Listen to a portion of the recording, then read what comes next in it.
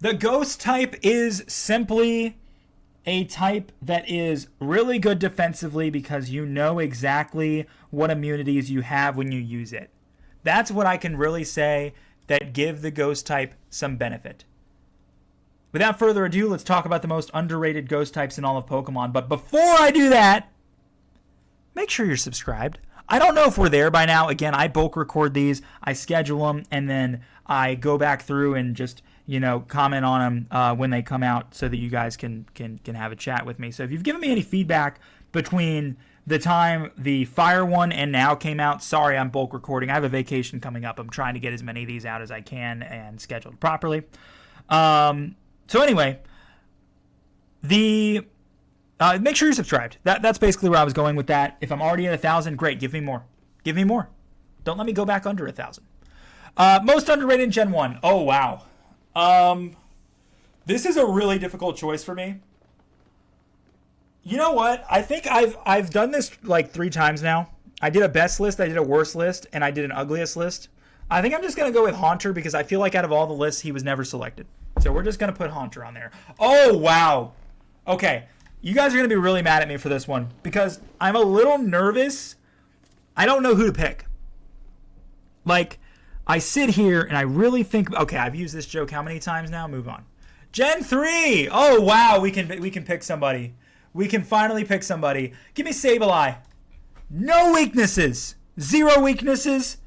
You can say fairy typing, change that, but this thing was weakness free for multiple generations, and then they introduced the fairy type, and even then this thing is kind of good defensively. The worst thing about this thing is the fact that it doesn't evolve. They gave it a Mega Evolution, and even that Mega Evolution was not that strong, but because of the fact that it had no weaknesses and still was pretty good defensively, you could really use this thing in good situations. So no complaints. Bad Pokemon if you're just playing through a Ruby, Sapphire, Emerald game. Good Pokemon competitively if used in the right situation. And that's exactly what a lot of these underrated Pokemon will be for you. Okay. Give me Drifblim. The bulk of Drifblim. Do not tell me you have hit Drifblim with an attack and had to wait literally 2 hours for his health bar to go down because he has so much HP. You hit this thing with a Shadow Ball or a Thunderbolt or something, and that that HP bar goes down so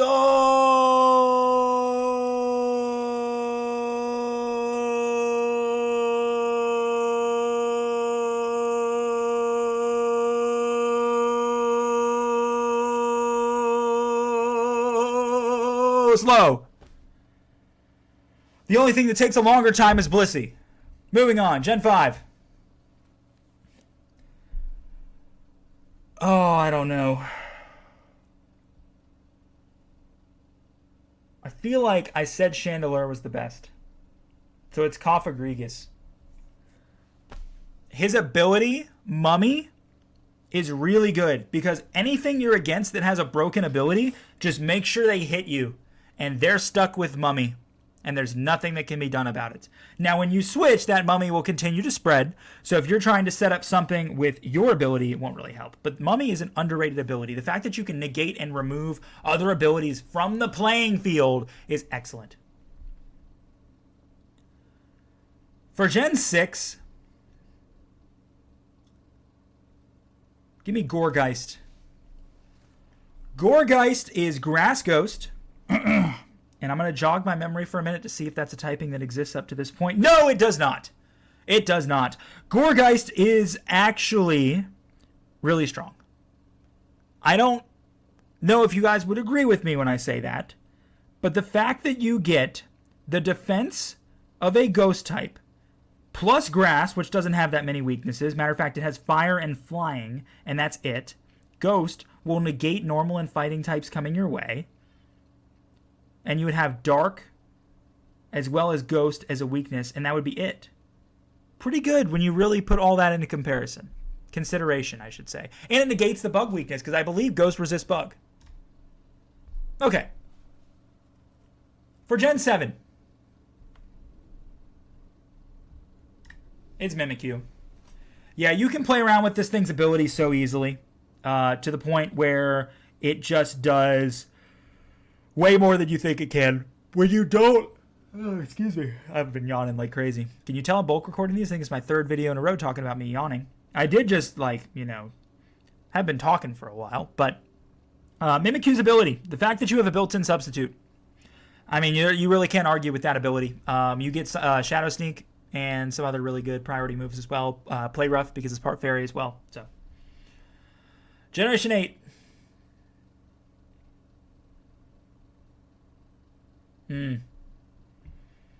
Poltergeist. Gen 9. I don't have an explanation. It's just everything else on the list wouldn't apply. And this is a good Pokemon. I just don't like its ability very much. Gen 9.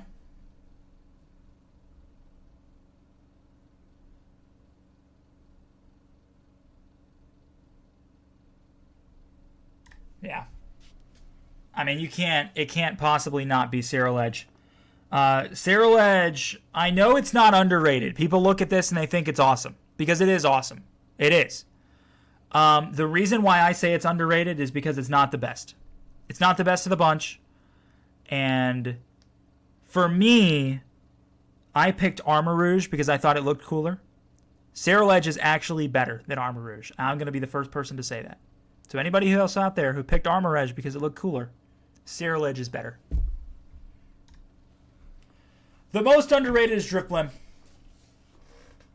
Drifblim is quite simply too bulky. It doesn't matter how many weaknesses he has, he'll take multiple hits to take down. He has a good ability and he has great moves because of his flying and ghost typing. He has access to excellent special ghost and flying moves.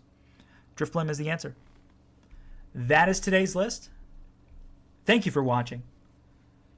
If I put something on the list that you would put differently, let me know in the comments below. I'll pin my favorites. And if you made it this far, comment Drifblim with no other explanation needed.